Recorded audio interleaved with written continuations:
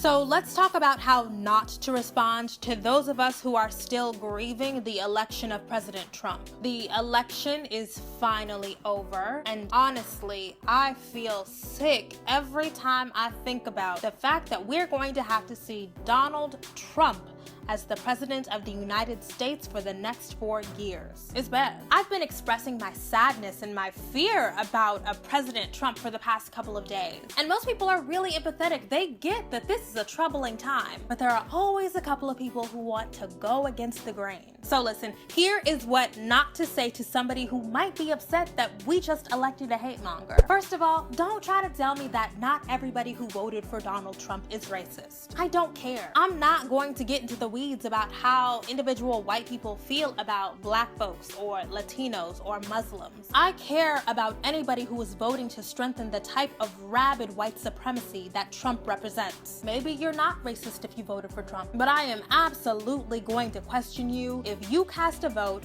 for an unabashed, megalomaniacal bigot. It's gross. And as somebody who loves and cares for people who are undoubtedly going to suffer the consequences of this choice, I have a right to be outraged. Please don't tell me that God is in control so I shouldn't be worried. I'm a Christian. I pray. I've spent more than my fair share of time in Sunday school. And I know that that doesn't mean that we're not allowed to have emotions. And if you read your Bible, you know that Jesus had feelings too. He got disappointed, he got sad, he got angry. One of the very first Bible verses that we all learn is Jesus wept. So let folks weep. That's an important model because displaying deep emotion doesn't mean that I'm hopeless or helpless. It means I'm human, just like the Bible says. Please don't tell me Hillary wasn't gonna do nothing for black folks anyway. I don't know why y'all think black Democratic voters are completely clueless. Like we just got here. Nobody was expecting HRC to end white supremacy. In fact, we know that her power requires its maintenance. However, y'all don't think the woman who has said Black Lives Matter, who brought together the mothers of the movement, who has denounced mass incarceration, has better interests for you than the man who actively foments hatred? Hillary is not the perfect candidate, but Trump is the worst case scenario. And let's talk about the fact that my concerns about Trump are not always animated by self-interest. This is a person who is going to bring with him people who are dead set on dismantling the things that affect our daily existence. LGBTQ rights, voting rights, immigration rights, reproductive health care. The list goes on. And y'all, I know history.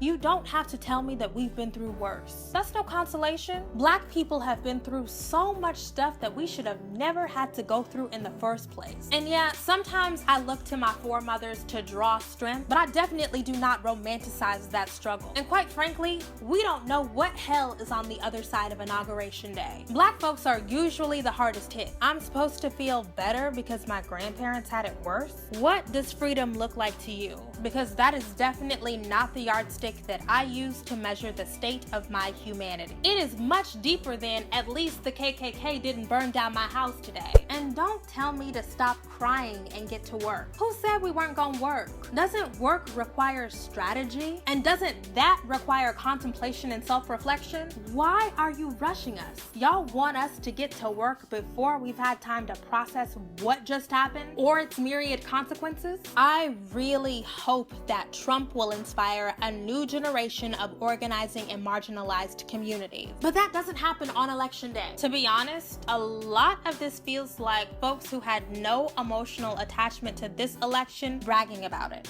Good for you. Because right now, I'm not thinking about keeping a level head. I'm not thinking about waiting to see what President Trump is going to do. I'm not trying to give him the benefit of the doubt. The folks who stand to suffer the most are always supposed to possess this superhuman ability to just rise above it all. It's not realistic. We're sad, we're scared, we're disappointed. Let us have that.